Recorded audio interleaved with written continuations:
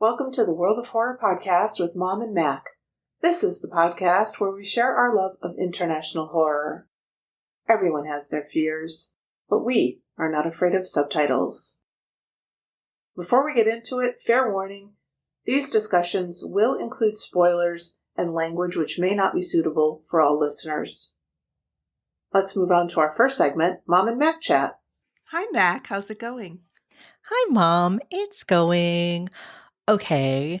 It's like you spend a long time feeling like anxious in your head, and then I get on meds, and then really like the anxiety in my head goes away, but then just like a bunch of external stuff happens. And I guess when God closes a door, he gives you a UTI. I think that's how that saying goes. I've never heard it put that way. I think I might be the first one. You go from being like, oh my God, I have a pain in my left side, but I don't want to go to the ER, so I'm just going to freak out on my phone, to being like, I'm going to the ER. Oh, yeah. It's time. Yeah. Which I would prefer the latter. Well, I'd prefer to not feel bad at all, but I guess if I had to take one, this is better, I guess. Well, it's treatable. It's true. Antibiotics, not fun. Like, no. It's crazy how much your gut health is a thing.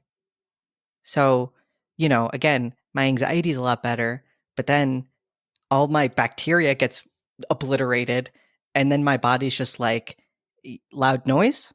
There's a dinosaur coming after you. Run. I had such bad anxiety. Well, I don't even know if I would call it anxiety. It was just dread. But it was just like everything.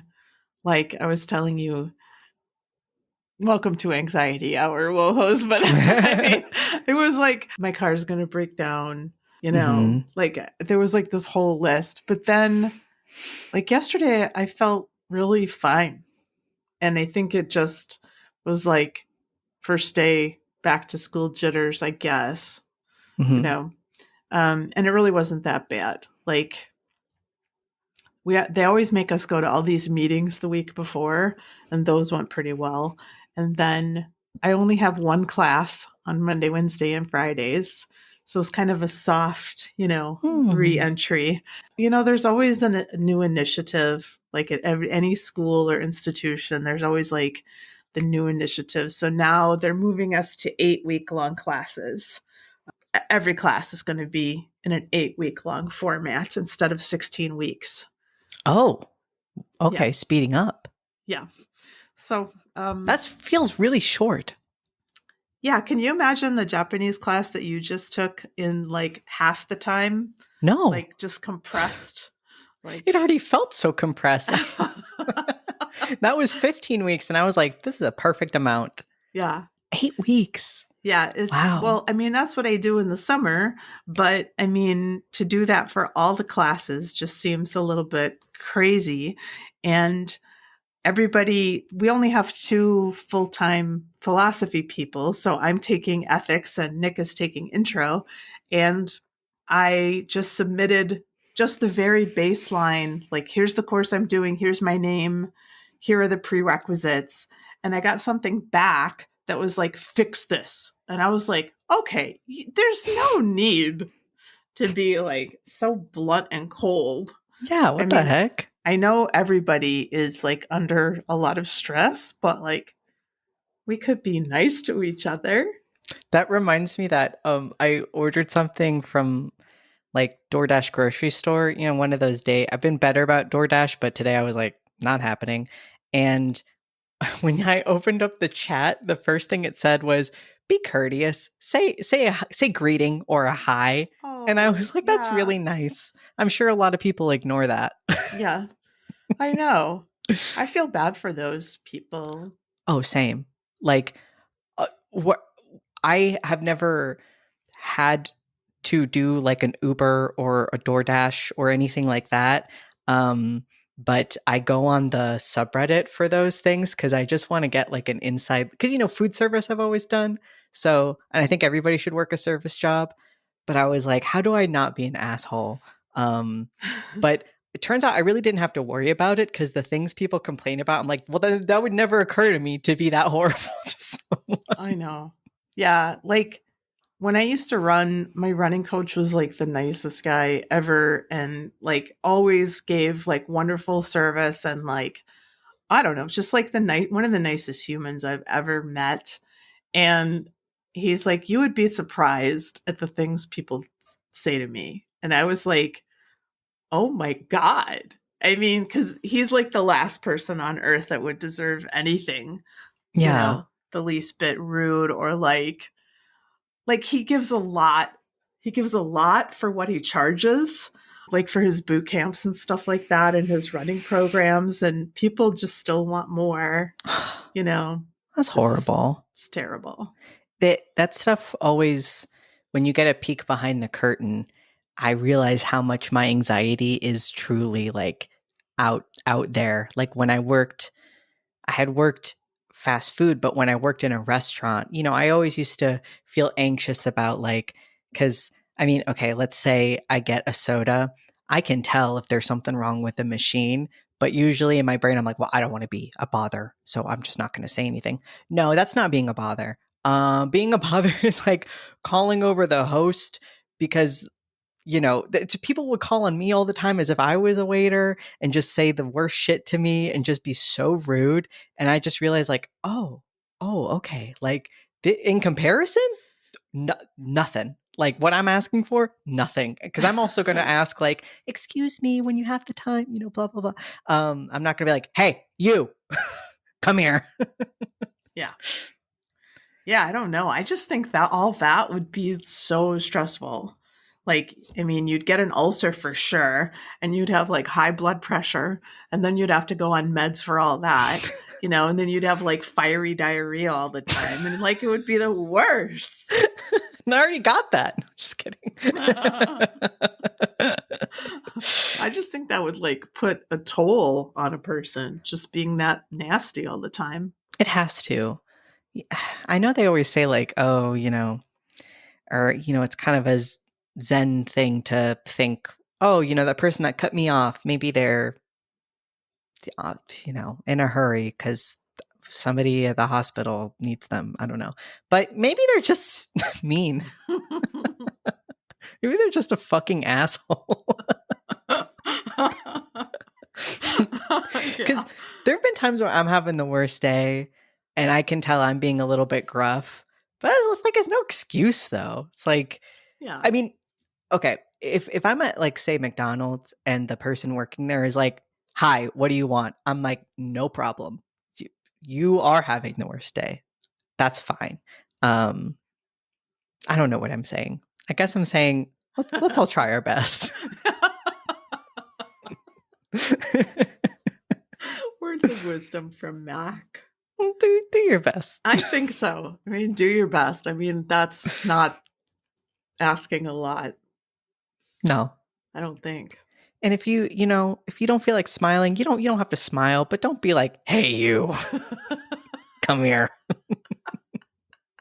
And you're not the only person in the world. There you go. I know. Yeah. I had this really grouchy kid in class today. I'm trying to remember his name, but he did not smile once. And I was selling it. Yeah. It's hard when that happens. Yes. You're like, oh my, I just threw everything I had at you. What now? Yeah. But actually I have a really good idea for them for Wednesday. I have this essay that I use that's a really rich essay. It's got a lot of different ideas in it. And one of them talks about like deductive reasoning, but I don't want to go there like on the second day. So I wanted to do something that's like kind of inductive reasoning based. And one of those things is like courtroom cases.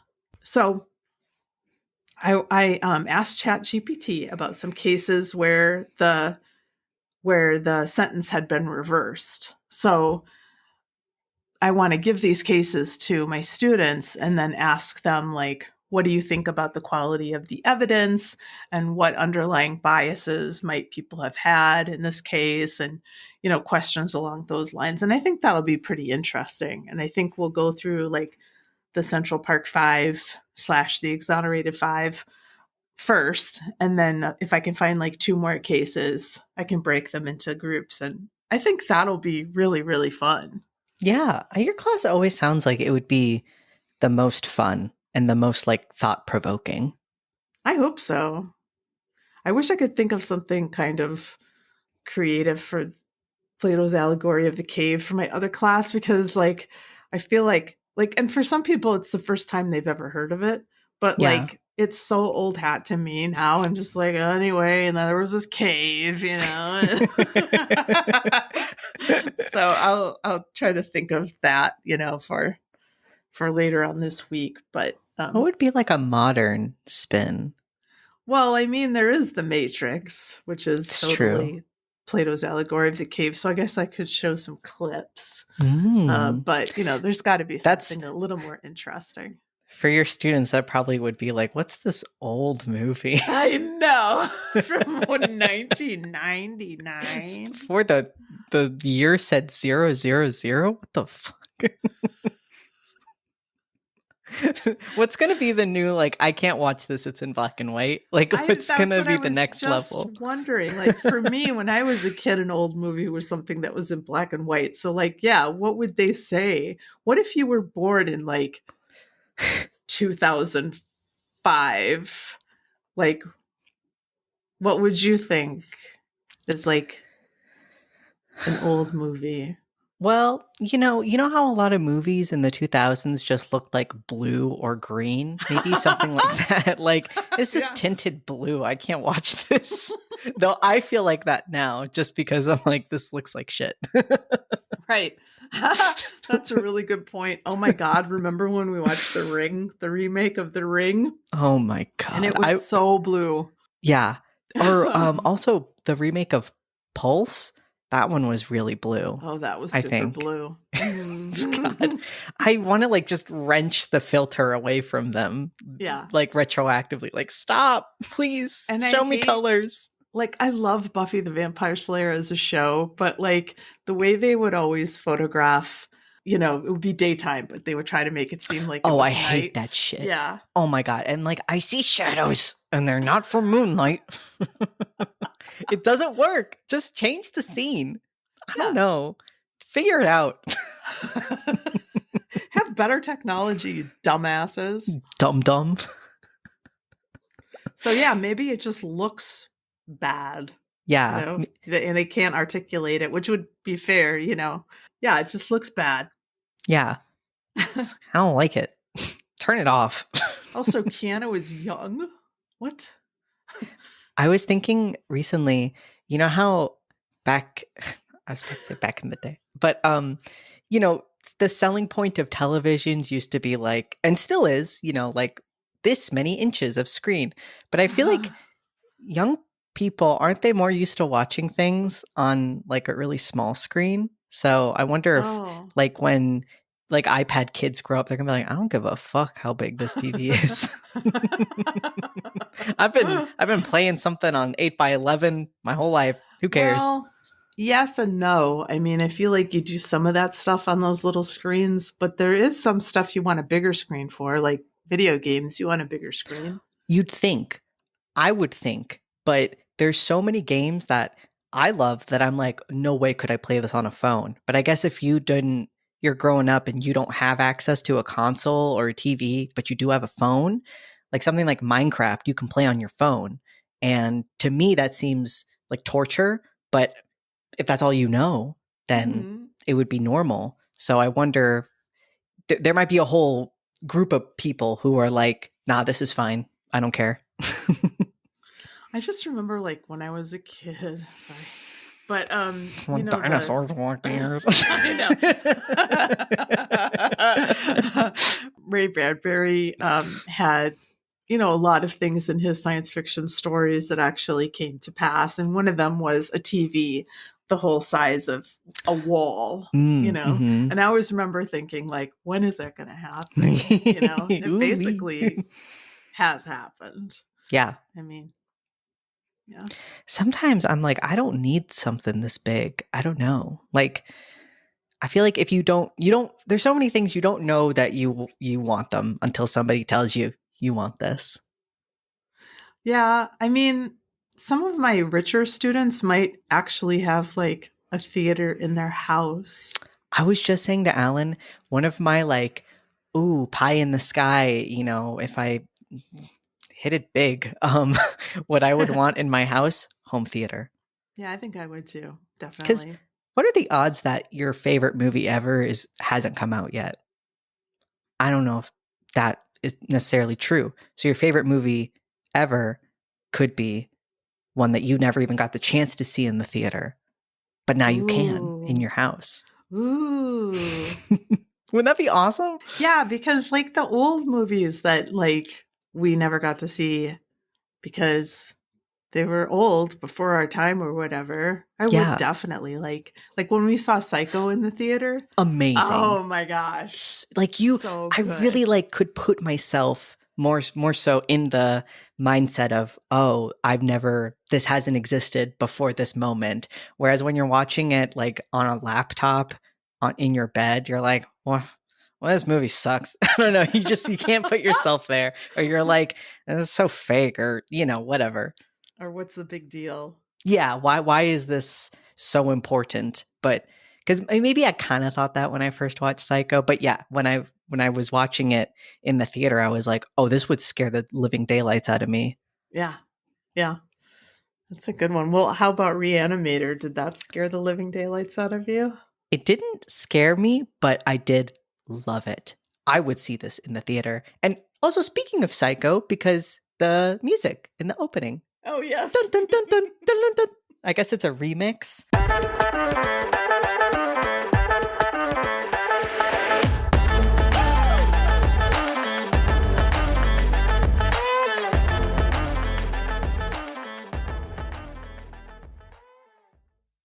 But yes, our first film in our cult classics series is Re-Animator. Here's a short plot summary from IMDb. After an odd new medical student arrives on campus, a dedicated local and his girlfriend become involved in bizarre experiments centering around the reanimation of dead tissue. It took me so long to watch this movie, which is really wild because I feel like it's been free on many platforms for like a decade. Like if you ever got a Shudder, they're like, we have Reanimator, and I was always like, whatever, I'm not watching this shit, but I should have because it's great. Yes, major trigger warning for cat death, but majorly the sexual assault because I watched the kill count for this, but he must have had to James A. Janice, which great shirt mom's wearing, the title card. He must have had to censor a lot of it because I did not remember it being this upsetting. And boy, is it upsetting. So yeah, trigger warning. And if you have a black cat, it might be kind of not fun to watch the cat death. That's how it felt for me as an owner of a beautiful black cat named Luffy. This was directed by Stuart Gordon with screenplay by Dennis Powley, William J. Norris, and Stuart Gordon. It was based on Herbert West, Reanimator by H.P. Lovecraft. I've never really dipped into Lovecraft, like ever. Like I know, the Lovecraftian concept, but I've never actually, I feel like the first introduction to me of Lovecraft was people being like, this guy was fucking racist. And then I'm like, oh, okay. To me, it was always one guy like in high school or college who was like obsessed with Lovecraft. Yes. And you'd always like a little distance between you and that guy. They have a vibe. Yes. The Lovecraft fans. And not a lot of girls are Lovecraft fans. I don't know why. I feel like I know why. But I say that. Love this movie. Great story. Me too. It stars Jeffrey Combs as Herbert West. Oh, and I just something fun. I was just so curious. I looked up the age of everybody while filming. So I'll say their ages too. Jeffrey Combs, 31, as Herbert West. Bruce Abbott, also 31, as Daniel Kane. Barbara Crampton, 27, as Megan Halsey. David Gale, 49, as Dr. Carl Hill. Robert Sampson, 52, as Dean Allen Halsey. And I did not look up Mr. Gruber, but Al Berry as Dr. Hans Gruber. Cinematography by Mac Alberg, edited by Lee Percy, and music by Richard Band. It was released October 18th, 1985. Another 85. What is with this number? It's popping up a lot. With a runtime of 86 minutes. That was a pretty good runtime. Good runtime. I have to say, when I Googled Re-Animator to find it online, the first thing that came up, Google was like, did you mean this? And the search was, is Re-Animator gay? And then, Google's got this stupid AI thing. I was like, well, I gotta click it. And the Google AI was like, yes, Re-Animator is gay. That's why you cannot trust AI. I mean, there's definitely some vibes, but it is not canon. No. No. At all. No. You got to work. You got to work to make it work. Yeah. Yes. If you stand on one leg and turn your head to the left, sure.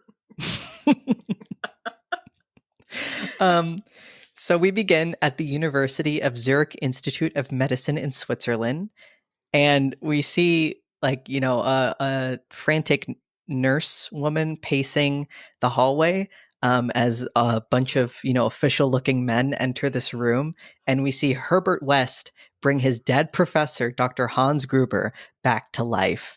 And it is disgusting. The effects in this movie are great. Hans Gruber's face and eyes just go purple and blue and just start expanding, and then and the nurse screams, "You killed him!" And he goes, "No, I gave him life." And Jeffrey Combs's performance in this movie is just he deserves everything nice that's ever been said about him. This man threw everything. The body work, it's so camp. He does the camp so well because he is embodying this. Herbert West is not joking. He does laugh sometimes, but he just gives such a crazed, and that line delivery is so earnest. It just sets the tone for the whole movie. And I wrote, as a guy with black hair and glasses, I love Herbert West. What can I say? If I see somebody that looks like me on screen, I go, I like you. I saw a making of on YouTube, and I would encourage everybody to watch it. And one of the things I found out was all of these actors, part of this theater troupe. Whoa. And this was actually first conceived of as a stage play. That's awesome. And these guys rehearsed and rehearsed and rehearsed, and they got to know each other really, really well. That really comes across. That makes total sense because, the chemistry and the familiarity is there, I think. Yeah. And that just made me think of Little Shop of Horrors and how Herbert West looks so much like, what's his name? Seymour Krelborn, but opposites. He's like his evil twin. Yes, and Herbert West also explains that the dosage was too large, which is what did Mr. Gruber in. We don't know how he died originally, but West does not seem very innocent. So then we have this opening score. It's a remix of the Psycho theme with all these anatomical, really colorful visuals. I wrote, we need more opening credits. I love an opening credit. I think, it just gets you pumped up. That song, every opening credit should be a remix of the Psycho theme.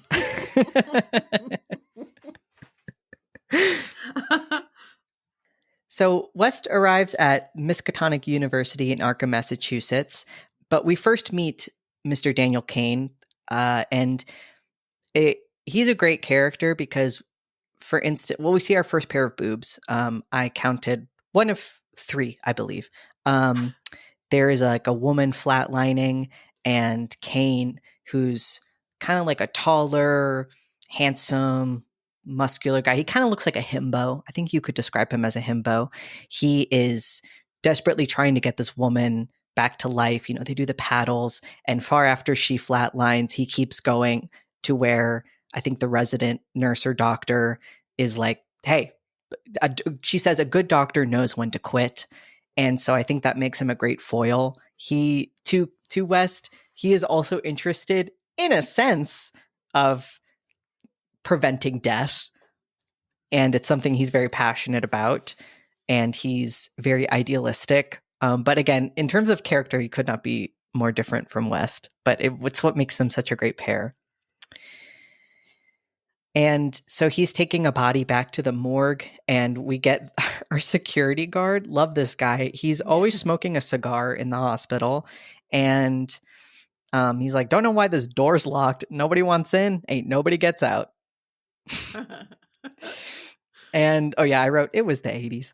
So I wrote, Kane is so sweaty. Is he on Prestique? That's the medicine I'm on right now, which makes me incredibly sweaty. In fact, I am very sweaty right now, or it makes my pits sweaty. So as you know, and we see when Kane's in the morgue, even though he's learning to be a doctor, he's really like icked out by all the nasty dead bodies. And so then he runs into Dean Halsey and Dr. Hill, who introduce him to Herbert West, who is the newest student at Miskatonic University. And Dean Halsey, I believe, introduces Dr. Hill as a grant machine. He's basically like, oh, you know, Dr. Hill, you've done so much for our university. And Dr. Hill is just, you know, just kind of like this old doctor type. But when he meets Herbert West is like a total asshole to him. He's like, oh yes, you know, and references the fact that Dr. Hill's theory is that the brain and body die 6 to 12 minutes after death. You can't bring somebody back to life, I guess, you know, through like paddles or CPR. And West is basically like, that's stupid, and you're stupid, which is like very strange to everybody there. But Dean Halsey is just kind of like, oh, well, welcome. And hey, Kane, meet Herbert West. You know, let me make sure this isn't happening anymore. And Dr. Hill's like, you know, I'll see you in class to Herbert West. And so then we get a scene with Dan Kane and the daughter Halsey, played by Barbara Crampton. They make love, and I guess their relationship is a secret from Dean Halsey because, you know, he wants her to get married, I think, for them to be together. And he also has a really cute black cat named Rufus. And I wrote 10 minutes in, 2 pairs of boobs, because we see Barbara Crampton's boobs a lot in this movie. And I'm like a child. I wrote down, there's a moment after when they finish Barbara Crampton's dressing, and there's just like a shot where Kane's in the bed, and I think his knee is propped up, but it just looks like a giant boner. Like, I feel like that's on purpose. It has to be, right? Maybe not. And I also wrote that Barbara Crampton's really pretty, because she is. And yeah, so they're just kind of chit-chatting. I believe there's a dinner that Halsey has to go to with Dr. Hill. And then when she opens up the door to leave, there's Herbert West, because Kane has put up like a room for rent, and West is like, you got a basement? This place is awesome. I'll take it. And Halsey is very much like, hey, I don't know about this guy. He seems a little bit weird. But Kane's like, you know what? Whatever. That's fine, because he's paying in cash. So then I think there's just a few convos with, we get the first little indication that Dr. Hill is like a total nasty creep. Because we see the scene of them at dinner together, and like her dad's right there, and Dr. Hill is being such a creep on Barbara Crampton. Like, he's just like, you know, you're so beautiful and you've blossomed in such a beautiful woman. I'm like, okay, first off, why are you creeping on her right in front of her dad? That is so weird. And also, she's like so much younger than him. And yeah, I know that creepy men exist. This is true. But this whole plot line, I think, is my least favorite part of this film. I just feel like, I don't know. This movie's so fun, but this part never feels that fun to me. It just makes me like sad. But that's just me. I think it is very 80s, you know, like women were not drawn very, very well, you know, and really she's just there to kind of point out what a creep Hill is. Yeah. And, you know, that's kind of sad. And to be a pair of boobs. Well, sure. But I mean, it's really a shame to have Barbara Crampton wasted, for that. But I mean, to be fair, as you said before, it was the 80s. I mean, there wasn't a whole lot else going on. Yeah. In terms of character development. So. But it's such a bummer because I feel like, again, it's a really fun movie, but they did not make this part feel fun, to me at least. Maybe if you were, no offense to the guys listening, but maybe if you're a guy and maybe if you haven't had the experience of a creepy old man creeping on you, you might just be like, haha, so funny. But, it's not that funny. No. And so Halsey leaves to go hang out with Kane because they're going to study together. And she's still feeling really perturbed both by Herbert West living there and also just Dr. Hill. And there's a lot of really great colors. It's so vibrant, like Kane's wearing red and Halsey's wearing blue, and they just really bounce well off each other. And Halsey realizes that Rufus is nowhere to be found. They do the classic pss, pss, pss, and they can't find him, and they end up going into Herbert West's room because he's in the basement, and his fridge door is open and the cat is there. And so it looks like Herbert West is very, very guilty, and he catches them and he's like, "What are you doing in here?" And he explains that, the cat got caught up in the trash bag and choked to death. So he didn't want Kane to find him like that. So he put him in the freezer. Okay. I wrote, okay, Herbert West, you're crazy. And so Kane just takes this at face value and he's like, that's so sad, but I understand why you did this. Whereas Halsey's like, what? So then that night, and Halsey leaves, and that night Kane is awoken by the sound of a beast, goes down to the basement, and Herbert West is wrestling with this small black creature, and he he gets Kane to help him, and Kane, again, he's just totally willing to go down with whatever Herbert West says. He's very gullible, and he beats the reanimated cat to death, and he realizes that was Rufus. And so then Herbert West explains his whole thing, like, I've found a way to bring people back to life. And he shows him his reagent, which is this like iconic glowing green thing. I love the way however they did that effect. Like, it's just glowing green. It's like a cartoon. It looks so cool. Yeah. And Kane doesn't believe him. So Herbert West shows him and reanimates the cat, even though it's like barely strung together. But again, when we say reanimated, like, it sure is like moving, but it's not like it's Rufus anymore. So then Halsey walks in on this and is, of course, horrified, as any normal person should be. So then we cut to Kane telling the dean about West's success. Oh, yes, I forgot to mention, Herbert West basically describes this to Kane as, we can defeat death, which is like music to Kane's ears. So, and when the cat, comes back to life and is making the horrible noises, Herbert West says, well, birth is always painful. Yes. And I do love that whenever Halsey walks in on him and Kane, again, I'm fine if you want to read this as, queer subtext. I think West is just like a little freak, but it's like whenever Halsey interrupts him and Kane, he's like, ugh. It's like, women. So we cut to Kane telling the dean about West's success, and the dean, of course, is like, the fuck are you talking about? And Dan insists, and the dean implies that they both have gone mad, and he's like, well, this guy really has had a horrible, effect on you. And then he realizes, like, are you involving my daughter in this? And he basically tells him, hey, let Herbert West know he's been banned from school. And also, like, I don't want you anywhere near the morgue or anything because I don't trust you, which is fair. But then West and Kane sneak into the morgue to test the reagent on a human subject. Because Kane really is like, believes in this as a concept because he's so gullible.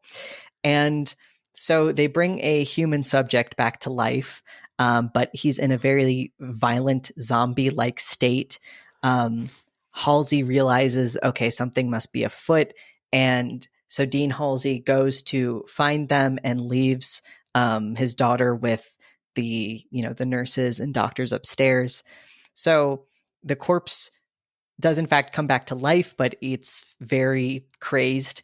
And when Halsey stumbles on the scene, the zombie, like, because they really can't control it, the zombie busts the door down. And this part made me wince because it stands on the door and we hear this like crunch, and then we see it remove the door, and like the top of Dean Halsey's all like bloody, so like something's been broken, and it just fucking kills Dean Halsey. He really goes to town on him, and Wes then kills the zombie with a bone saw. And he, of course, Kane's like, oh my God, my life is crumbling right before my eyes. But West is just like, dude, hey, snap out of it. It must have been that we needed a fresh corpse, so help me.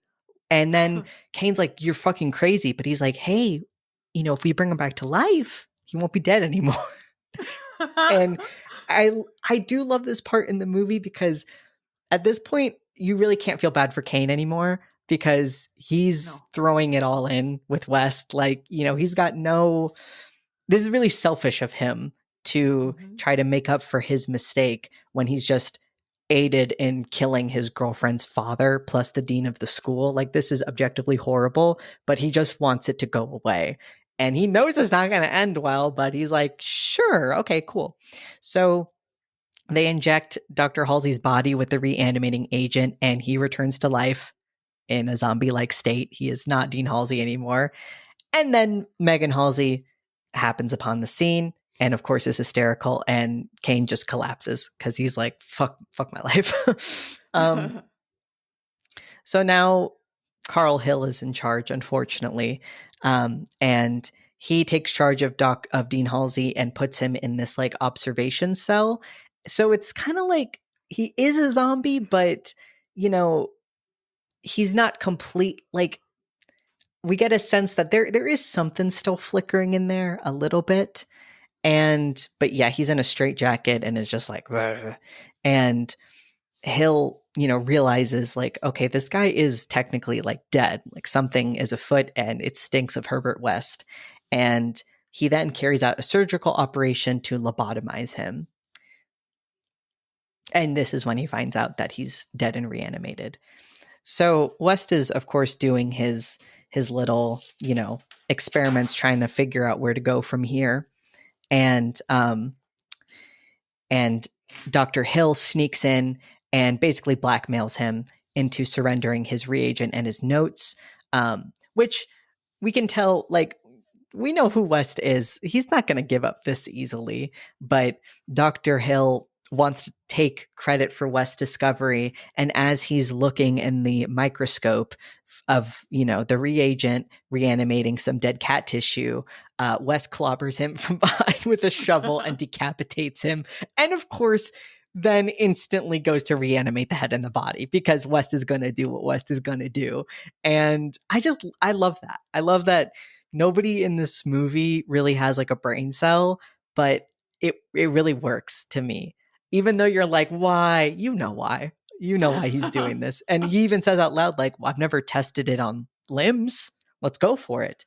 So then he is questioning Dr. Hill's head, and the head effect is amazing. Really like, good. It's so good. It looks like a decapitated head. And the guy, what's his name again?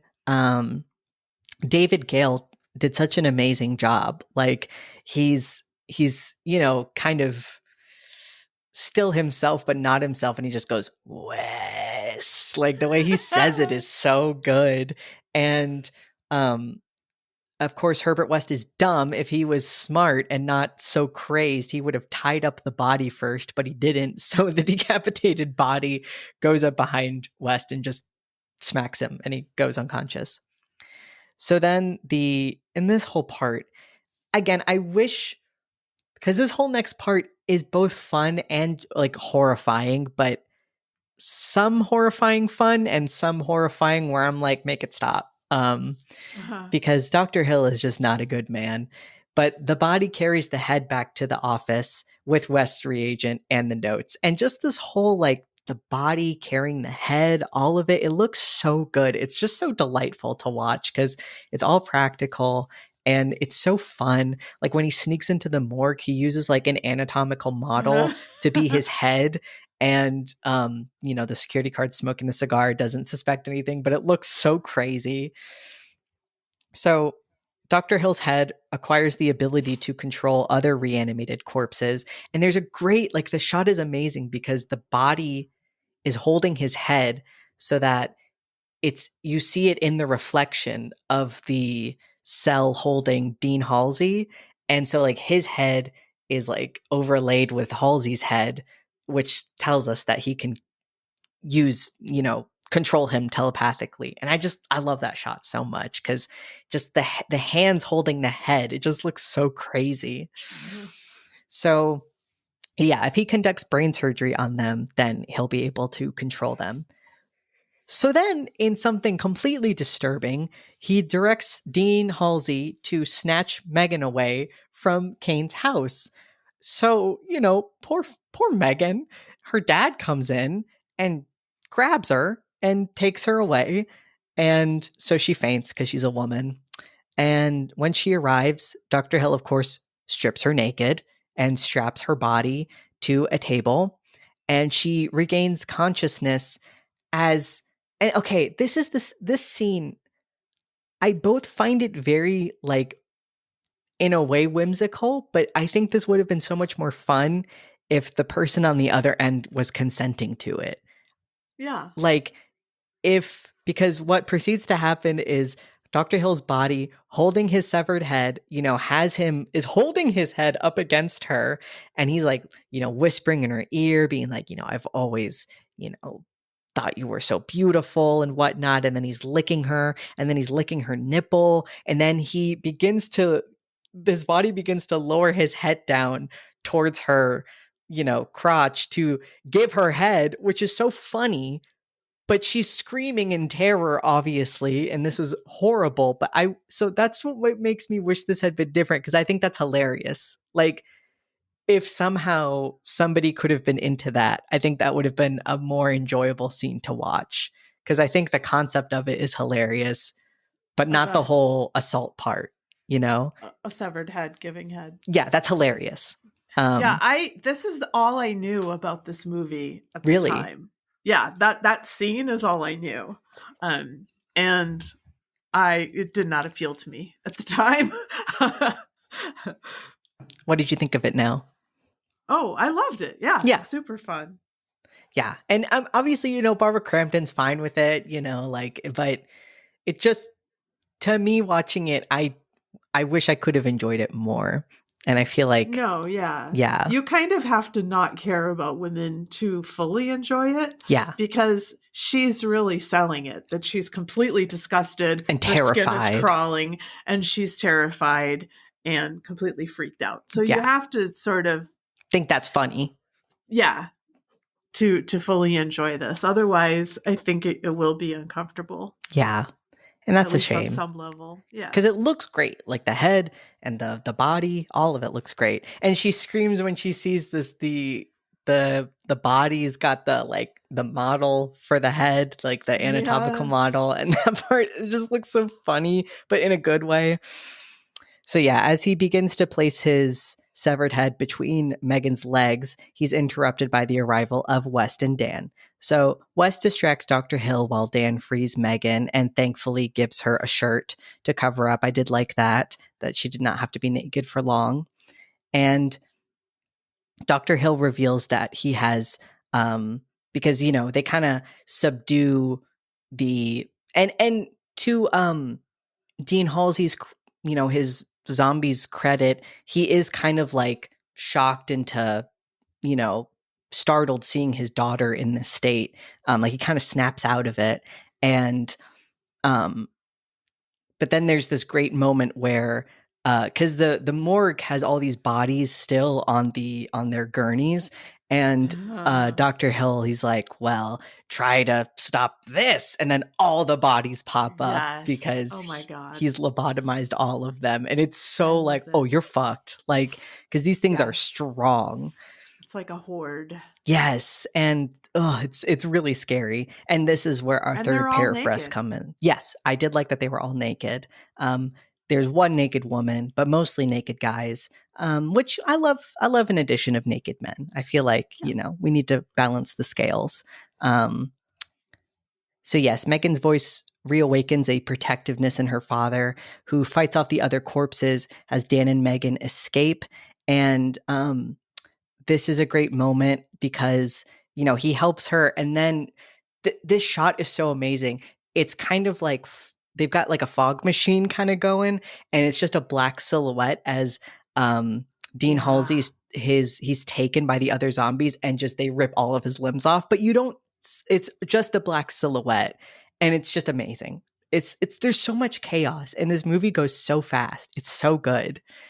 And so they run away, and West then, of course, can't help himself. So he injects Dr. Hill's body with what he thinks is a lethal overdose of the reagent, but it mutates rapidly and his intestines come to life and wrap around West and like pull him back in. And it's so good. He's like screaming help, but, and Kane kind of stops for a second, but Megan's like, boy, let's go. And he's like, yeah, you're right. So then they leave him, which that's fair. I think that's totally fair. After all this? Yeah, it is his fault. Kane did aid in a bet, but it's West's fault. Kane is kind of too stupid for his own good. So Kane retrieves the satchel containing West's reagent and his notes, and they flee, but one of the reanimated corpses attacks and strangles Megan. And this is kind of this whole moment where they're in the elevator and these hands come out to grab her neck, and he has to run, grab an axe, go back, cut his hands off. But by that time, she has been choked to death. And Kane, of course, we know can't really stand it when people die. Of course, when it's his beloved girlfriend. So Dan takes her to the hospital emergency room where everybody is like, whoa, what the heck is going on? But they see, okay, they all know who Megan is, and they try to revive her, but she's dead. So in his despair, he then injects her with West's reagent, and the scene fades to black, but then we hear her start screaming. And when it fades to black, you see like the highlight of the reagent for just a second.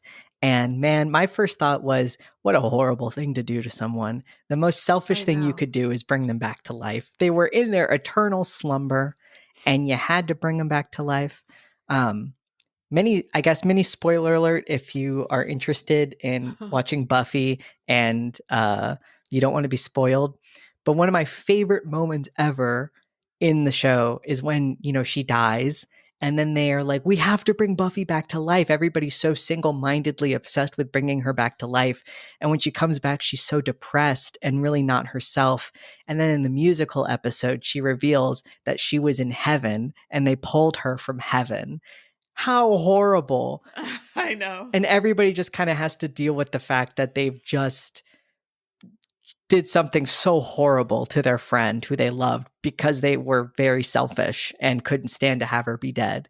And I texted Mom, if I'm dead, please make sure nobody brings me back to life. It just seems horrible. Same. Yeah. Samesies. Let me sleep. Well, here's some trivia. John Nolan worked on the film's gruesome makeup effects using what he described as, quote, disgusting shots brought out from the Cook County morgue of all kinds of different lividities and different corpses.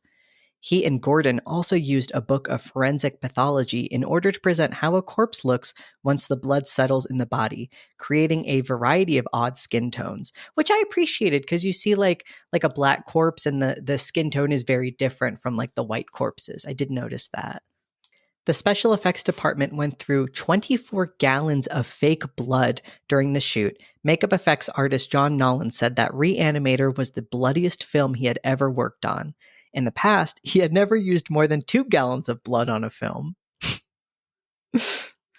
Barbara Crampton told Entertainment Weekly in October 2020 that she came in on a second round of auditions for the role of Meg because the girl who won the part in the first round of auditions turned it down after her mother read the script and said, "Oh no, you're not doing this." Fair. That's totally fair. Imagine being that girl, though, and you did want to do it. I'd be so fucking pissed. Mom! Yeah. Samson went home for the day after shooting one of his zombified scenes with his face still done up. And when he stopped for gas, the only thing the attendant said to him was, "Do you need any help, man?" That's so funny. Imagine just being like, there's something wrong with this guy. Well, what does Letterboxd have to say about it? Felix gave it a 0.5 star. Don't get the hype. I could say more, but it's not even worth my time. Okay, edit. The more time that's gone on since I watched this film, the more I've decided I hate it. Just absolutely terrible for multiple reasons, but the main one is the blatant sexism and ridiculously long assault scene that nobody seems to mention ever. Hey, don't worry, we did. Dan and Herbert weren't even gay in the slightest. You all lied to me. Must be talking to Google AI, because it did lie. I just won't forget. Yes, Reanimator is gay. Also, like, his name isn't Reanimator. Ponfo Moran gave it a 0.5 star. If your cat doesn't like someone, that's a sign to not hang out with them. And that's also fair, because Very true. Rufus saw the writing on the wall. Yes. Toby Dotopita gave it a 0.5 star. I could not even finish this movie because of the gore. I almost passed out. I had to lay down with my feet in the air for a couple of minutes. That's also fair, because I've gotten a lot weaker to gore, especially on these new meds. And there were a few times where I was like, whew, I'm not okay right now. That's going to be especially true for our next film. Yeah. Well, here's some people that liked it.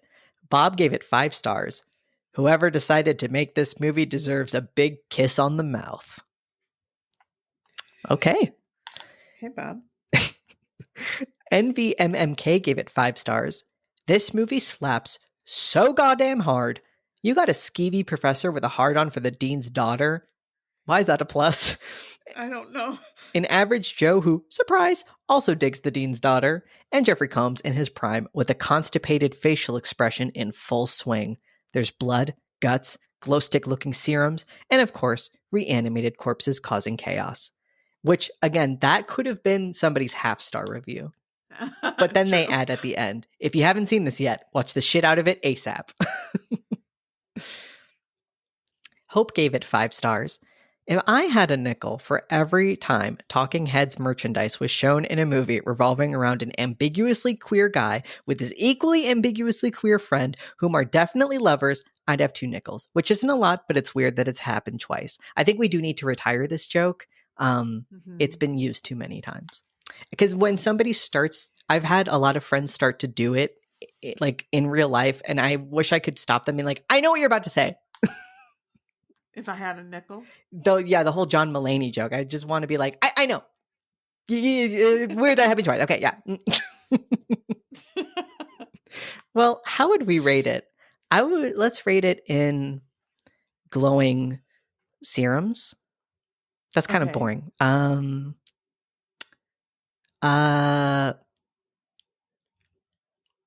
Skeleton heads. Skeleton heads. I would give it 4.5. Okay. I'd give it 4. That's fair. I really enjoyed it. Yeah. Maybe 4.25, because again, every part is good except for that assault scene. And it is fair to me that there are people who will watch it and be like, I can't like this movie. I think that's totally fair.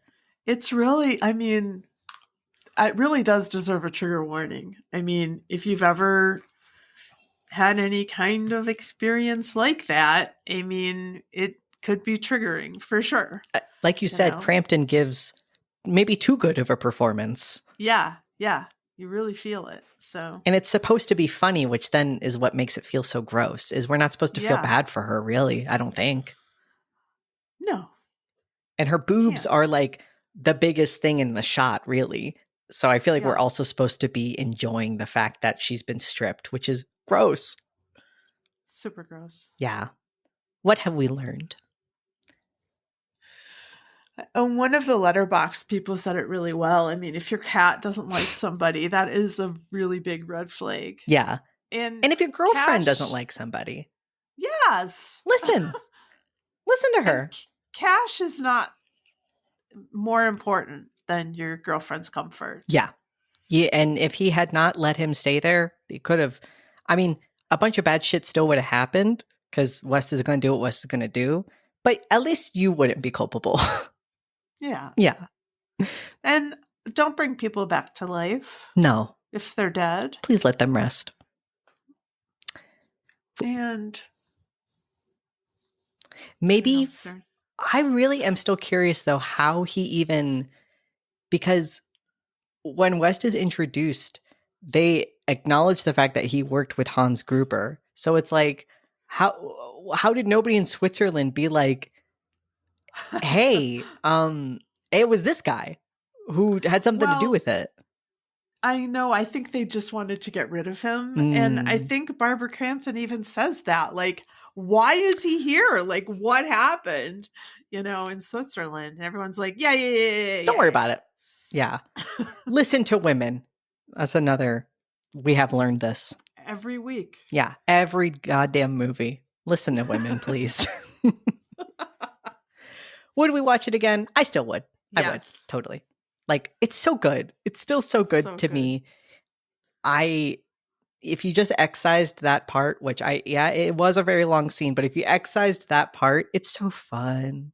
And I really don't feel like they make them they do make them like this. I feel like Bloody Acres, that movie had a really similar, oh my gosh. Yes. Like, I feel like this movie probably spawned so many quality campy horror movies, and thank God it did. Yeah. Also, just sort of in terms of like the cast and everything, I think rehearsing with your cast is probably a really good idea. Yeah. Before you shoot.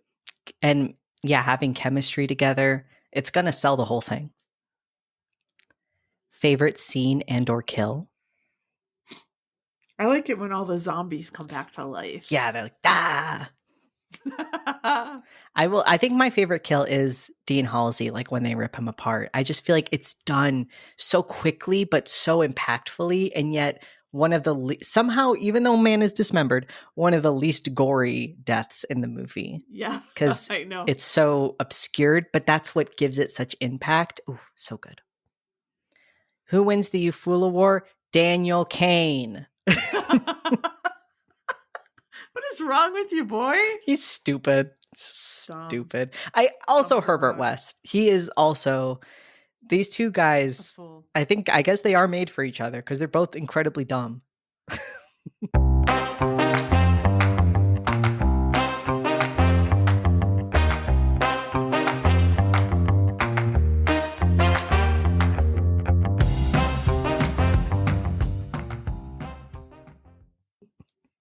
So, our second movie is called Dead Alive / Brain Dead. A young man's mother is bitten by a Sumatran rat monkey. She gets sick and dies, at which time she comes back to life, killing and eating dogs, nurses, friends, and neighbors.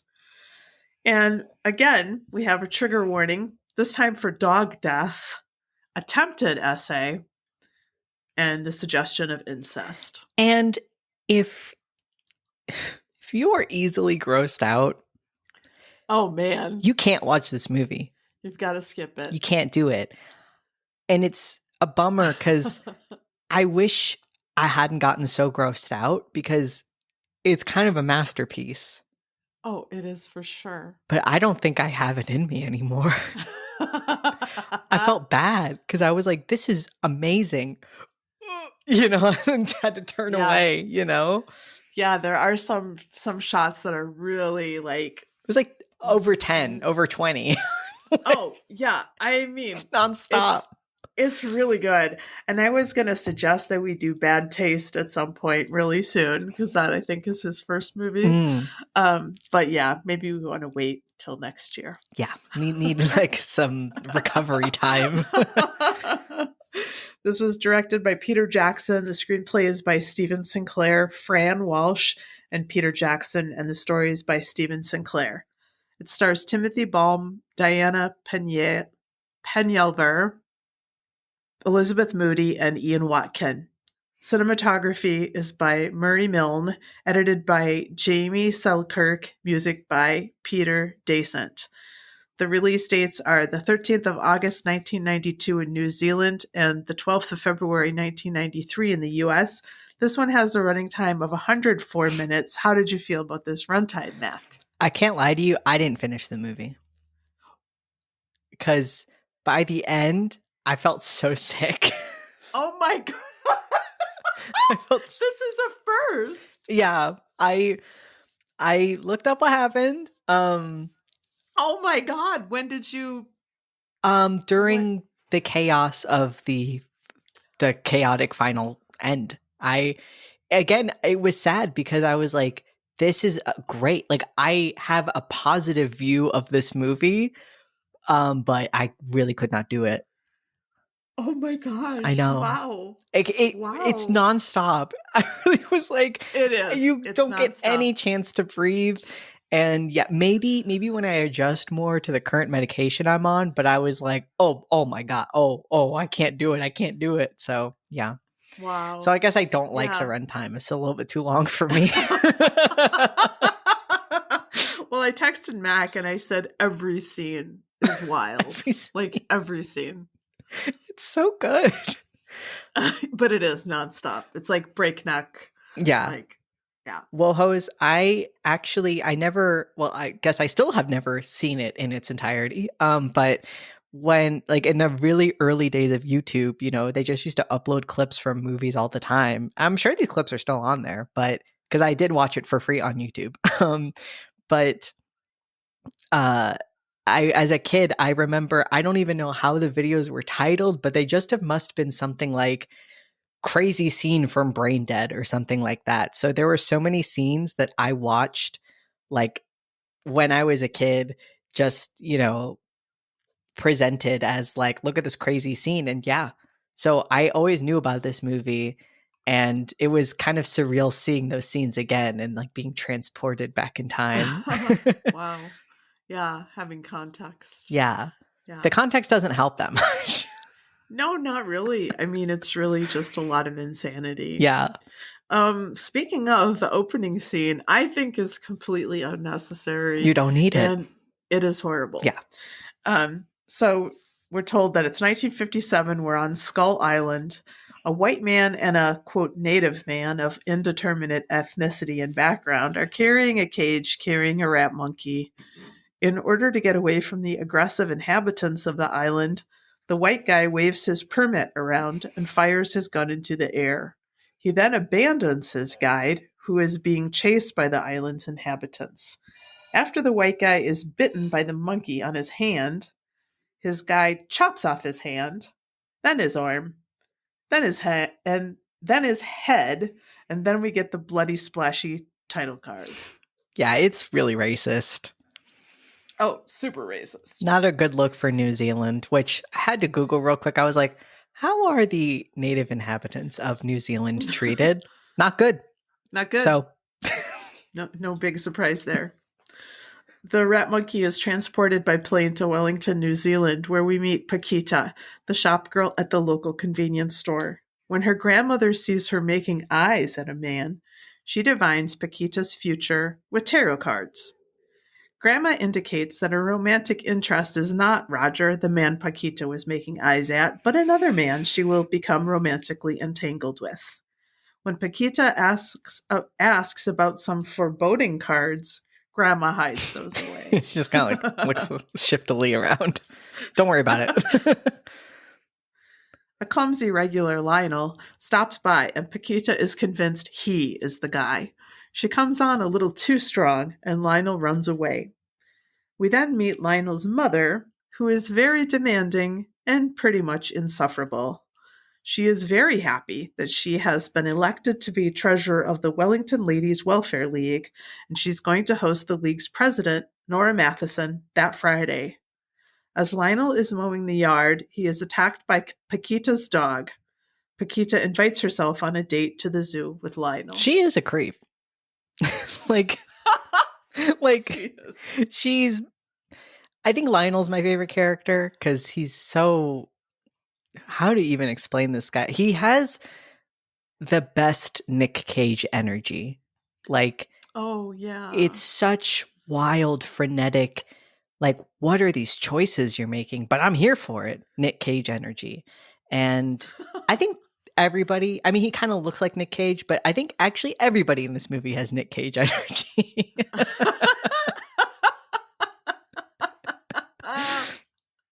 Yeah. But yeah, yep. Paquita is a creep. Like, I like her. She's very cute. She is the voice of reason many times, but she no is not a word in her vocabulary. No, yeah. Yeah, if the roles were reversed, I mean, we would definitely be like, whoa, yeah. Wow. At the zoo, Lionel is disturbed by the memory of the death of his dad, which he then shares with Paquita. At the monkey house, we see the terrifying rat monkey beat and then dismember and eat another monkey. And it's all like stop motion. It's so great. Yes. Really good. And he's got these bug eyes. He's disgusting. These crazy teeth. Yeah, all of a sudden there's stop motion in this movie. I just love it. Don't question it. Lionel's mother, who has been spying on the couple, is viciously bitten by the rat monkey, which she kills with the heel of her boot. This was one of the scenes that I saw on YouTube. She really goes to town, squishing its head. Eyes pop out. Ugh. Lionel is forced to take his mother home and leaves Paquita at the zoo with his jacket around her shoulder. Nurse, I can't remember her name, Nurse McTavish, I think that's her name. Nurse McTavish dresses Mother's wound, and Mother asks, "Why have you gone out of your way to deliberately hurt me?" Meaning, why was he on a date with this young woman? This is definitely like emotional incest. Oh, for sure. But there's one gesture she makes, which I think gives it away. But Lionel apologizes and says it will never happen again. I'm so like, this is such a theme in so many movies, like this kind of mother. And I obviously I've never had this problem. Thank goodness. But yeah, the fact that it's such a recurring theme for a lot of like movies, that's so gross to me. And I feel bad for anybody in this situation because Jesus Christ, it's just like, this part's feels a little bit too real, like, yeah, it's so disturbed. Like, this is one of the most disturbing parts of the movie. Oh, I agree. That night, Paquita stops by to return Lionel's jacket, but Lionel breaks it off with her for about 30 seconds. Paquita hands him a flower. I love that. That's Where really did the flower come from? I know, but just physically it doesn't make sense, but I love it. And they kiss. Then we see Mother's wound. Oh boy. Yep. Did you tap out a little bit at this part? I mean, the 3D effects or whatever they were really cool. Like, because isn't it like pulsating? Yeah. Like we see kind of like the inside of the wound. I mean, it's really great. It's like red and yellow. It's like really pussy and it is pulsating. And if you've ever had that feeling, I mean, I think it really captures that so well. Mother's wound gets worse as Lionel and Paquita get it on, and Grandma draws all the scary tarot cards. It's like overlaid with each other. It's so good. Next morning, Lionel is feeling great, but Mother is a little worse for wear. Understatement of the century. Oh my God. And she's moving, this actor, I mean, she's moving super slowly. She just is like, I don't know. It's like that feeling when you're so like slow and you can't get your thoughts together. That's kind of like the way she is. And oh my God, she looks horrible. Mother says she wants Lionel to look after her. She doesn't want the nurse. And then Nora Matheson arrives with her husband, and Mother insists on meeting them. Her skin has become very terry, though. Literally. And Lionel has to super glue a flap back onto her face. Oh funny. My God. Very funny. Like his energy is just so great. Like how he really doesn't ever tap out. He never taps out. And he never ever says like something's amiss here. He just rolls with the punches always. Yes. At dinner, Mother is really not doing well. She's having a hard time finishing her sentences, and she eats food off other people's plates. I don't know. It's just every scene is crazy. I can't like. You really have to see it to understand what we mean. Yes. Mrs. Matheson understands that there's something wrong and she wants to leave, but Mr. Matheson wants some custard. And he's fat, so of course, fat people, they love to eat. they kind of hit every, stereotype they can in this movie. Some of Mother's weeping facial wounds end up in Mr. Matheson's custard, which of course he eats because he's just shoveling the stuff into his mouth. And Mother ends up eating her own ear when it falls off and lands in her custard. The reactions from Mrs. Matheson and Lionel are just like amazing. Gold. Yes. Oh, poor Mrs. Matheson. Paquita stops by and mysteriously tells Lionel that dark forces are amassing against him, something her grandma told her. And R.I.P. Paquita's dog Fernando, who Lionel and Paquita discover Mother has eaten. Your mother ate my dog. Not all of it. And then like the room is covered in gore. Always looking on the bright side, this one. And when he like pulls out like the tail from Mother, and the effect is so good because it's like, oh my God, it's like because he's pulling it out of a puppet. We can tell, but like it's because it's like the mass is as big as her internal cavity. Like it just, you see it kind of moving. Keeps going. Yeah, it's so good. Oh, it's really good. The effects in this movie, it's like the effects are nonstop. I don't know how they managed to put all this in here, I also saw a making of this movie, and it was really weird. It's like copied off of a VCR. So the quality was not good.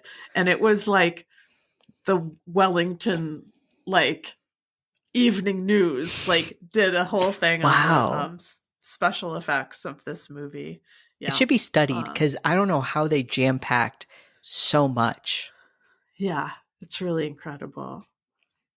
Nurse McTavish is called. Paquita packs a bag. Oh, so they're going to take Mother to the hospital. So Paquita volunteers to go upstairs and pack a bag for Mother. Lionel is cradling his mother in his arms, but she passes away. But then, like almost immediately, she rises up from behind Nurse McTavish and like squishes her head and like nearly decapitates her. And then you get all these really wonderful POV shots from the upside down head. It's like Nurse McTavish. Oh my God. It's so good. And that keeps coming back into play, that almost decapitated. Yes, so good. Paquita is still packing Lionel's mother's bag as his undead mother attacks him. Lionel throws Mother and the nurse down the stairs into the basement and locks the door. And then he just sort of has to come up with a story on the fly, yeah, she already left for the hospital. The nurse took her and all this stuff. And he kind of just acts really like he's really into this like drama on the radio. And so she's like, okay, I guess I'll go. Yeah, You know? bye. Go mourn my dog. I know. So he doesn't really want to, but he lets Paquita leave. The next day, Lionel goes to see a vet. He tells him he wants some sedatives. The vet, like, at first he seems really offended. And he's like, I'm not a doctor. I'm just a vet. Don't you understand? I don't have sedatives, but I do have tranquilizers. And then you see like the briefest glimpse that like his shirt is ripped and underneath is like a Nazi armband. Oh, I missed that. Yeah, I had to go back and I was like, did I just see a swastika? And yes, I did. And because he's German, so of course they're all Nazis. Of course. Wow. Lionel puts on some makeshift armor and goes into the basement armed with a syringe of tranquilizer. He subdues the nurse by injecting her in the eye and his mother by injecting her up the nose. And he always goes for that up the nose. It's like he knows no other place to inject. It always ends up being right up the nose. Yes. Later that night, Lionel is awakened by a nightmare of a blonde woman being drowned in a bathtub. Next morning, Lionel goes to see Paquita and asks her, tell me about those dark forces. So cute. Grandma tells them that death surrounds him and that there will be torment and suffering. Grandmother gives him a protective totem. Mother is struck by a trolley as she's obviously chasing him once again, and she crashes through the window of the convenience store. And the way that the town all is just like, oh, what a tragedy. Your mom got hit by a car. You know, like she looks crazy. Like her face is so fucked. And they're just like, oh, a horrible accident has occurred here today. Like that's the vibe of this whole movie. And it's great. At the funeral, we get an embalming sequence and sleazy Uncle Les shows up. This embalming sequence, this was not what happened in 6 Feet Under. Very different vibe. It was like more like a Willy Wonka, like, you know, like yes. Pumping. And also this guy left his like lunch on top of her too. That's Peter Jackson. Oh, it is? Yeah. That's hilarious. That trope, we could retire that trope though. Like eat of the like the coroner who doesn't give a shit, you know? Yeah, he's always like eating. Yeah. Around the dead body. All right, we get it. Yeah, there's like no other creative way people have to show us that this person's done this a million times. Have a meat, because that's so gross. Lionel wants to tranquilize his mother and wrestles with her as the priest gives his sermon in the other room. Paquita then wants to comfort Lionel, but he just wants to be left alone. Well, you forgot he crashes through and he's holding on to her. And again, nobody questions the fact that she looks crazy and they're just like, oh, he always was close with her. Yeah. Okay. Oh yeah. I forgot the moment when I was pretty sure that there was incest. When she says something like, the night after she's been wounded, she goes to touch him and he moves away. Oh. So I don't think that was, I think that was very intentional. Ick. Yeah, real gross. And then he like kisses her like on the top of her head or something. Gives me the heebie-jeebies. Okay, so Lionel digs up the grave that night. Oh, well, okay. The part that I skipped over, the priest is a character. Oh, he's great too. Maybe my favorite character, honestly. Yeah. I don't know. He's just giving this very strident, sermon. A man of God. And he's like, the theme of today's sermon is motherhood. And I don't know how wonderful mothers are and all this stuff. So that night, Lionel digs up the grave. And there are all these greasers who just it's 1957, okay? So I guess there are greasers. This was when I think I just wasn't paying good enough attention. And I was like, is this in the 50s? I guess I didn't see the beginning. And I was like, okay, this must be set. And I checked on the Wikipedia because I was like, what is up? Why are these greasers? Yeah, they just sort of descend on this graveyard, and one of them starts pissing on Lionel's mother's grave. And you know what's about to happen. You know that hand's about to come up and grab his dick. So that's exactly what happens. But not only that, then she pulls him down, and then like he looks like he's fucking the earth. Is that the way? I mean, well, also something's but she's like tearing apart his like chest, and it's coming out from the sides of him. There's like blood like splattering all around. And so then when he like falls onto the ground, like his whole rib cage is exposed. It's great. There's a rampage as the victims become zombies. The priest fights the zombie greasers and says, "I kick ass for the Lord." And he proceeds to kick ass for the Lord. He does. He's holding his own. Like, crazy like martial arts moves and stuff. When the priest is bitten by a dismembered greaser's head, he overshoots his karate kick and ends up impaled on the finger of a statue. And there's like this music playing. It's like so epic. Next morning, the scene. Oh God, this is my favorite scene. Me too, honestly. Oh my Lord. So now there's the like one greaser guy. There is the nurse. There's a mother, and there's the priest, and they're all zombies, and Lionel serves them breakfast. So he just like squirts tranquilizer into all their oatmeals, but the whole scene just plays out in such a crazy way. It's so funny. Like these zombies are stupid and they don't know their own strength. So like the greaser puts the like spoon into his mouth, but he shoves it through the back of his head. It's sticking out the back of his head with the oatmeal on it. The nurse's head is like flapping all over the place. And oh my God, it's just really crazy. Les shows up and tells Lionel that he has a urinary infection. And he also says some really gross things about Paquita. Also, right before this, the nurse and the priest start like kind of like touching, like he's touching her leg or something, and Lionel's like, hey, like stop it. But then Les comes in, so he's like, you guys be cool, and then he just leaves them. Right. Les also says that Lionel's mother was always going to leave him something.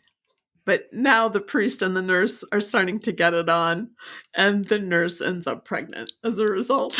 And there's like, you can hear them having sex, and Les is just like, what's going on in there? You find some like DVDs, and Lionel's just like, yeah, I got like a movie coming on, and you can't watch. And that actually gets Les to leave. He's like, you're a fucking freak. Oh my God. Oh my God. It's crazy and absurd and obscene and just like. Yeah, because then when Les leaves and he opens the door, then you see that they're having sex, and you know, I think the mom is eating the food and the greaser's still trying to get the fork out of the back of his head, and he's like, you guys stop. And it's also so like the details are so nice because Lionel's been taking care of this mansion that him and his mother have lived in, but as he's been spending so much time with, you know, the zombies, it begins to fall into more and more disrepair. That's a good point. Paquita and Lionel have a stupid fight, and they just sort of break up, and then Roger shows up, and he just sort of like, I don't know, he just like, what am I trying to say? I was going to say swans in, but that's not right. I mean, he just sort of like... He's like, hey, what are you... swoops are you trying to do with this lady? You know, get out of here. Yeah. When Lionel checks on the zombies, he finds the unholy baby chomping on a rat. Okay, how about this baby? This was another scene. The next scene was one of in the YouTube comp, which makes sense. This baby, it kind of looks like a toy that would be sold in Spencer's Gifts. Like the style of the face of the baby is kind of like one of those gross. What was like the Garbage Pail Kids? It looks like one of those. Mm-hmm. That's exactly what I was thinking, but I didn't know if you knew that reference. I think I know it from the show. Like, I love the 80s. Yeah. Okay, so then we have the sequence at the park with the baby. Oh my God. Why did he do this? Now this is really hilarious. So this actually wasn't in the original script. Oh. But Peter Jackson came in under budget. He had like $45,000 left or something. How? And so, How did he come so he shot this sequence. How did he come in under budget? I don't understand. There's so much in this movie. And he had money left over. That's crazy. Yeah. So anyway, so Lionel puts the baby in a pram. He takes it to the park. He's like spying on a mom. And so he's trying to do the same things. But he's also like jittery because he doesn't have any sleep. And everybody's looking at him like, what is this freak doing?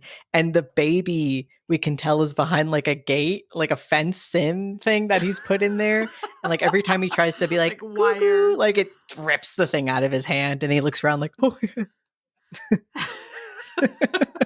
Yeah, it just, I mean, chaos ensues, and he ends up just like punching the baby and just because the pram like goes down this giant grass hill and everybody's just watching in horror, and then he's like stumbling. Like this actor did such a great job with the body work, just like stumbling after it, and then when he gets it, he's like beating it up against a pole and punching it, and then just shoves it in like his bag and just looks at everybody like nothing to see here. Yeah. Nobody stops him either. I know, just these people, these women just sort of give him like dirty looks. You bad father. Yeah, he just beat a baby against a pole. And it's also just clearly like a doll. Like it's so fake. That's so great. And at one point it's crawling towards actual children. But then I think that's when he swoops it up and starts beating it. On the way home from the park, Lionel passes Roger and Paquita. When he gets home, there's a confrontation with Uncle Les. He has found the bodies and threatens to call the police unless he gets his fair share of the estate. Lionel offers him money and the house. It's like, you want the house? You can have it. So Les immediately throws a huge party in the house to celebrate. But also, he's such a like little like wimp that Les is like, you're making like the charcuterie board, for the house. He just can't say no to anyone. Yes. So it turns out Roger's kind of a blowhard, and Paquita gives him the slip to check out the party at Lionel's house. During the party, Paquita arrives to try to make amends with Lionel. She discovers the zombies in the basement, and then Lionel explains all that has happened to her. And she's able to convince Lionel to administer poison to the zombies to finally kill them. And he doesn't want to, especially his mom. It's going to be really hard to actually kill her. Paquita's such a real one. Even though she's a creep, she is a real one. Yeah. Still, but he does so after injecting the zombies with this like poison, I guess. He discovers it's actually an animal stimulant which revives them. And they've buried all of them in the basement, which is also a really funny little scene because they just kind of like pat the top of it and they're just like, well, job well done. And then that's all taken care of. I'm like, wow, these guys didn't even break a sweat. And then he finds the thing and then they all bust up from the ground. Like they like fly up like through the dirt. Oh my God. They narrowly escape the now enhanced zombies who burst into the house upstairs and slaughter the party guests. The guests subsequently reanimate and begin to attack the survivors. But and this goes on for quite a while. Every single death is crazy. That's why I'm so shocked that he could come under budget. Like the one guy who they've got some survivors and they try to pull him in, but then his legs have been like chewed clean. Yes. So it's just the bones. But then that zombie comes to life just standing on his little bony legs and, people's faces getting ripped off, hands going in eyes, hearts getting pulled out of chests. It's so creative. Like the deaths, that's why I was so sad that I felt so sick to my stomach, because it's not just like, oh, they're zombies and they're biting necks. Like, yeah, there's one neck bitten. And then there's like the craziest death you've ever seen, happening 8 more times. It's art. Did you see the woman who got like slammed into the light fixture? Yes, and then the light goes through her face. Oh my God, it was so cool. Did you see the kidneys and the colon like chasing him all through the house? I don't think I got that far. Okay. So the one like greaser zombie guy, he gets like bisected, and all of his guts like fall onto the floor, and they reanimate just the guts. Oh my God. And these guts like are starting to chase Lionel like all the way through the house. They're just like slithering. And the one where I just was almost like tapped out is they go up his pants leg. Oh. Yeah, and I was just like, yeah. But finally, I mean, this scene has to be seen to be believed. I mean, it's just something to behold. We can't do it credit. It's amazing. Lionel enters the house with the lawnmower and mows through a horde of zombies while Paquita tries to dispose of zombie body parts in the blender. And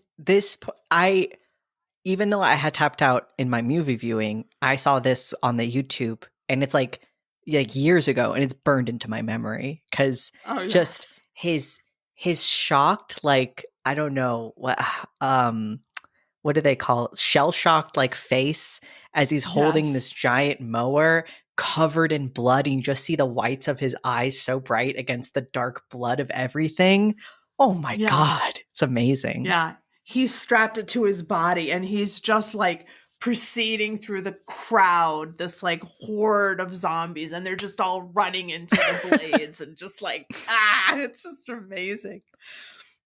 Les enters the basement where he is beheaded by Vera, the mother, who has now grown to monstrous proportions.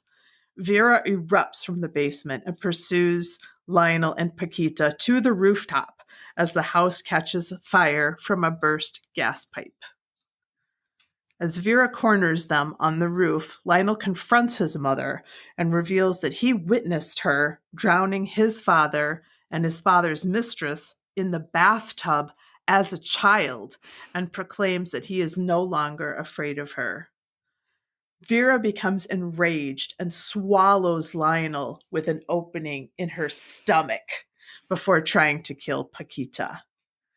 Lionel cuts his way out of his mother's body with the good luck pendant, causing Vera to fall back into the burning house. Lionel and Paquita escape the burning rooftop as the fire brigade arrives. They kiss and then walk away, arm in arm.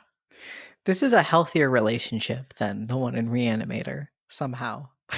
Oh, yes. What phobia is that? Hemophobia is an abnormal and persistent fear of blood. I definitely don't have a phobia, but like I am the type of person where if I see blood, like I will faint. So whatever the guy Nolan, the guy said that was the bloodiest set he had ever worked on, and I think it was 200 gallons. Let's see. Wait, 24 gallons. Oh, I'm sorry, 24 gallons. 300 liters of fake blood were used in the final scene of the film. What's gallons to liters? I mean, you can look it up, but I think there are... That's about 80 gallons. 79.25. Wait, 300 liters is 79.25? Mm-hmm. Okay, so it's just like 2/3 more. Mm-hmm. You can tell. It's bloody. I want to know how much was just in the lawnmower scene. That $300. Oh, just in that scene? Yeah. Oh, dear God. Yes. How much is in the whole movie? I don't know. Oh my God. The movie is said to be the bloodiest of all time, measured in the amount of film blood used during production. The movie was finished under the budget of of 45,000 New Zealand dollars remaining. Sorry. The movie was finished under budget with 45 New Zealand dollars remaining. What? 45,000 Oh. New Zealand dollars remaining. Sir Peter Jackson used it to spend 2 days shooting the park scene with Lionel and the baby Selwyn. He has gone on to say that this is his favorite scene. Upon being released on home video, the unrated version at 104 minutes was soon banned in Ontario and British Columbia, Canada, and only the R-rated version, 90 minutes, was available. Wow.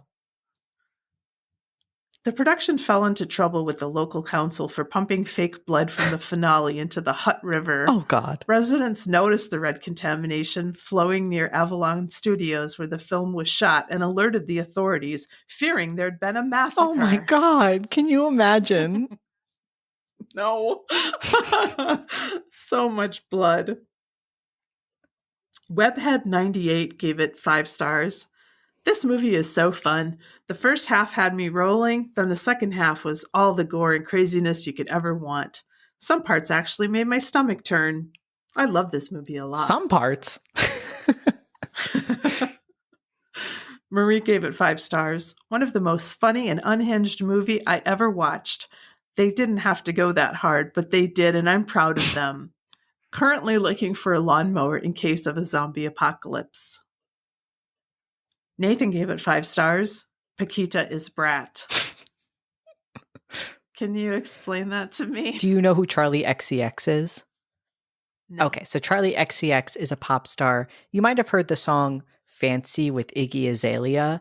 Charlie XCX's part is the best part in the song where it goes, I'm so fancy. And she also did that song, I don't know if you ever heard, but it goes like, boom, clap, the sound of my heart. So this year, she came out with an album called Brat, and it has been very popular. Even Kamala Harris, when she first announced her presidency, because the Brat album is this lime green color with just Brat written in this certain font, and Kamala Harris's like Twitter banner or something said her name in the same font, and Charlie XCX tweeted or said like Kamala Harris is Brat. She is British, so I mean she doesn't really have a stake in the American politics game. But yeah, so I listened to the album recently because of that. I was like, all right, I'll listen. That was pretty good. Oh, all right. It's like club music. Like it's really all about her being super into the club scene, I feel like. But yeah, so that's what that means. Okay. Thank you for the translation. You're welcome. For Cherry gave it a 0.5 star. Poor? I don't know if that's like porque. But poor just by itself just means for. Oh, like for what? Okay, for what? Quizás no soy el público al que va dirigido. Demasiado bizarro. So I think it just means perhaps I'm not the public to view this. Perhaps this movie is not for me. Fair. It's too bizarre. That's fair. Lord of Harvest gave it a 0.5 star. Kind of like if a third grader watched Evil Dead and Return of the Living Dead and thought, I can do that. I don't think so. Nady Noisy gave it a 0.5 star. Made me want to throw up multiple times, made my brain feel dirty, made me reconsider whether or not I think Peter Jackson is a good person. Again, that first part could have been somebody's 5-star review. Ambrose gave it a 0.5 star. This movie is fucking disgusting to the point of being unenjoyable. I love horror to death, and this is nasty as hell. Also, why was there a necrophile mortician? Well, that's kind of a grotesque pleonasm, but whatever. I hope the director eats glass. Oh my God. All right. Because I got a little nerdy with this. This is the wrong use of the word pleonasm. What does that word mean? It means the use of more words than are necessary to convey meaning. Oh, yeah. A necrophile mortician. It's pretty simple. Is a mortician who loves dead people. Yeah, it's not even necrophilia. It's just like, I like dead people. But not all morticians love dead people. Yeah, it's not a given. So that's not funny. And also, you're done. Take that. I had to look up How would we rate real this? quick what the conversion. I tried to do it by year, but that calculator doesn't exist. 45,000. At least in New Zealand 2024, 45,000 Yeah. New Zealand dollars is 27,520 US dollars. So good chunk of change left Okay. over. I really want to know how he budgeted this film. Like, I'm stunned. I don't know, but I mean, it was like his second film. So, like, he probably called in a lot of favors. Yeah. I wonder how much the You know. actors got paid. Yeah. And maybe the New Zealand board like had something to do with it. Like maybe he got a grant from the government or something. And then he repays it by dumping the fake blood in the river. I know. So how would we rate this? Let's rate this in unholy babies. 4.5. I was going to say 4. 4.25. 4.25. Yeah. Split the difference. I have to take off stars because I can't finish the damn thing because it's so fucking gross. But also, and for the racism, And the you know what? first scene. 4. Yeah, 4. You get extra 4. taken off for the racism. I forgot because so Yeah. much happened after the racism. But It's totally unnecessary. yeah, you could take it out and They- the movie would still be fine. I guess, Peter Jackson loves King Kong, whatever. And so it's Skull Island. That's where Kong is from. But like, it was so unnecessary and just like unfortunate. And basically all the stereotypes I think are a little bit, I mean, that's the worst one, but like, it's. But the mother thing and the fat guy and all that stuff. But it is also a masterpiece. It really is. What have we learned, Mac? If you don't stick up for yourself, everybody will walk right over you. It's true. And sometimes you have to stick up for yourself, even against the people who you might love the most. Mm-hmm. That is very true. And stay far away from the bars of an exhibit. Yes. And if a group of people are trying to kill you because they're like, do not take this creature out of this area. Don't take the creature out of the area. Don't do it. He didn't even get to see, like, the guy doing it didn't even get to see or reap any reward. He was killed. No. It's amazing. Like, it was funny because, like, all the people, like, the quote, like, natives,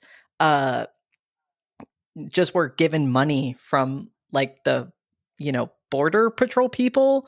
And was it worth it? Probably not. No, probably not. But also, like, let's have appropriate familial relationships. Yes. Yeah. Mm-hmm. Your children are not stand-ins for your partners. Shouldn't even have to say it. It's so disturbing. It really is. So you didn't see the tummy open up. That's really poetic. Yeah. Would we watch it again? I'd try it again. I would try. I can't, no guarantees that I will ever be able to finish it, I guess. A World of Horror first. Were you gonna tell me that? Yeah. Okay. Mm-hmm. I was gonna try, this... but then today I felt so gross from the antibiotics that I was like, it's definitely a no today. So, and I figured, you're handling it. I think the pod will. Yeah. I got most of it. Wow. I can't believe I watched it twice. Wow. The mom in this equation, watched it twice and you couldn't finish People it. change. That's true, I guess. I used to be able to go on rides. I can't anymore. Maybe this just comes with adulthood. You can't take that's true. nastiness. But why? I mean, they're dumb. They're just... What? Why do we have rides? Oh, that's true. Like, I have anxiety. Like, I don't need to simulate this experience. I know. Honestly. I don't need help feeling like I'm close to death. Just put me in a car on the highway. Just put me in front of a crowd of damn people. You put me in any Starbucks. Put me in an elevator. Oh, not yesterday. Also at the ER, I got up finally and was like, "Excuse me, where's your restroom?" That took me a minute to get up to ask. And the nurse showed me and she was like, "Make sure you knock on the door." But the door, it said in use. And I must have stood there for 5 minutes. And I was like, it says in use. And I knocked and opened it. Nobody in there. Just stood there like an idiot. So yeah, I don't need help. Well, it said in use. Yeah. Why would you have it say in use? But yeah. What was your favorite scene? Probably the oatmeal scene. Yeah, it's good. So creative. Because that's the thing about this movie is, yeah, it's gory, but there was thought put into this. And again, for it to be under budget, corners had to have been cut, but you really can't tell. No, it's an amazing thing. Who wins the You Fool award? I guess the first guy. Right? Yes, the first guy. Yeah, definitely. But I guess also Lionel. And also Lionel's mom. Yeah. And who else? Les. Yeah. Pretty much everybody but the women who aren't Lionel's mom. Like the grandma, she's cool. Paquita, she's cool. Except for the a little bit overbearing. Stalking. He he needs to be with someone who will respect his boundaries, Paquita. They'll work it out. They'll figure it out. Yeah, I trust her. Well, thank you, Mac, for having this conversation with me about these two films. Thank you. It was delightful. Good choices. These were good choices. Great, two good films. And they really do fit well together. They really do. And thank you, WoHos, for joining us and for all your support. It means the world of horror to us, truly. Next time, we embark on our fall J-horror and K-horror series with Onibaba from Japan and The Housemaid 1960 from Korea. Remember, WoHos, we love you and don't go into the basement. Yay, we did it! We did it.